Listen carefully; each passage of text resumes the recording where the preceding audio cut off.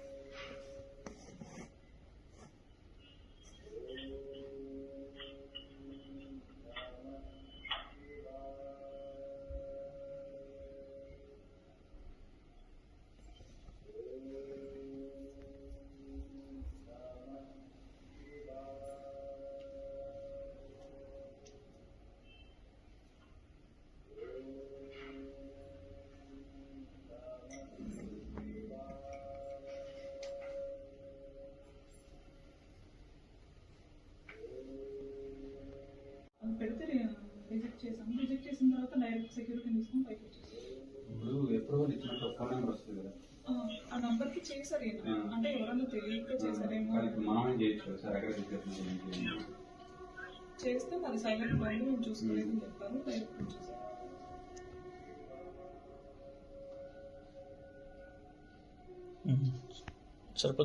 మీద మధ్యలో నలుగురు పోలీసులు ఇంటికి రావడం జరిగింది. అయితే కింద నుంచి అప్రూవల్ అడిగితే మేము తెలియని పర్సన్స్ కాబట్టి అది అప్రూవల్ రిజెక్ట్ చేశాము. తర్వాత డైరెక్ట్ సెక్యూరిటీని తీసుకుని నలుగురు పోలీసులు ఇంటికి వచ్చేసి కూర్చున్నారు. తర్వాత మేము మీ మీద కేసు కంప్లైంట్ వచ్చింది, సో కంప్లైంట్కి మీకు ఇన్ఫార్మ్ చేయడానికి వచ్చామని చెప్పేసి మొదట చెప్పడం జరిగింది. చెప్పిన తర్వాత రిటర్న్ గా స్టేట్మెంట్ వివరణ అంతా తీసుకున్నారు. మీరు ఎక్స్ లో పోస్ట్ చేశారు కదా ఒక సిఐ గురించి, అందుకని చెప్పేసి మీ మీద కంప్లైంట్ వచ్చిందని చెప్పారు. తర్వాత నోటీస్ ఇవ్వడానికి వచ్చామన్నారు. నోటీస్ ఇవ్వడానికి వచ్చామని చెప్పిన తర్వాత నాకైతే నోటీస్ చూపించలేదు, అండ్ మోర్ ఓవర్ మా హస్బెండ్ కి కూడా నోటీసులు చూపించలేదు. అది హార్డ్ కాపీ చూపించలేదు, అలాగే డిజిటల్ కాపీ కానీ ఏది చూపించలేదు. చూపించకుండా వివరణ తీసుకుంటున్నామని చెప్పి స్టేట్మెంట్ రాయించుకొని సంతకం కూడా పెట్టించుకున్నారు. మళ్ళా తర్వాత లేదు మేము అరెస్ట్ చేయడానికే వచ్చాం, తీసుకొని వెళ్తున్నాం, విచారణ చేసిన తర్వాత ఇంటికి పంపిస్తాము అని చెప్పి మళ్ళీ నాతో చెప్పడం జరిగింది. అయితే నేను ఎందుకు అలా తీసుకొని వెళ్ళడము, మీకు ఇది కాదు కదా ప్రొసీజరు. ఇప్పుడు మొన్న కర్నూలుకి వెళ్ళినప్పుడు కూడా అలాగే తీసుకొని వెళ్ళారు.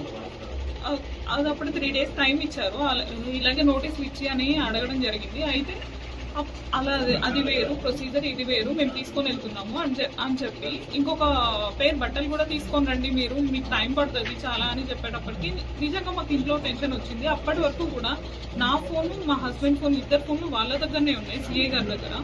సిఏ గారు చేతిలో పెట్టుకునే ఉన్నారు. తర్వాత నా ఫోన్ ఎందుకు తీసుకొని వెళ్తున్నారు, మీరు డైరెక్ట్ మనిషిని తీసుకొని ఇలా వెళ్ళిపోతారు, నా ఫోన్ కూడా ఇలా తీసుకొని వెళ్తారు, నాకేం సంబంధం లేదు కదా ఎక్స్పోజ్లతో అని అడిగితే, మీరు ఎవరికి ఇన్ఫార్మ్ చేయొద్దు, ఎవరికైనా ఇన్ఫార్మ్ చేస్తే లేకపోతే మీరు దీన్ని ఇష్యూని పెద్దది చేస్తే అందరికీ తెలియపరిస్తే దానివల్ల మీరే ఎక్కువ ప్రాబ్లమ్స్ ఫేస్ చేయాల్సి వస్తుంది అనే వర్డ్ అయితే యూజ్ చేశారండి ఖచ్చితంగా.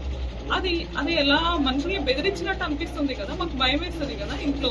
తర్వాత నేను మా కజిన్ కి ఫోన్ చేయడం జరిగింది. అతను కిందికి వెళ్ళేలోపు కింద ఆ వెహికల్ దగ్గర నుంచి అతన్ని దోసేసుకొని మరి పోలీసులు మా హస్బెండ్ ని తీసుకొని వెళ్ళిపోయారు.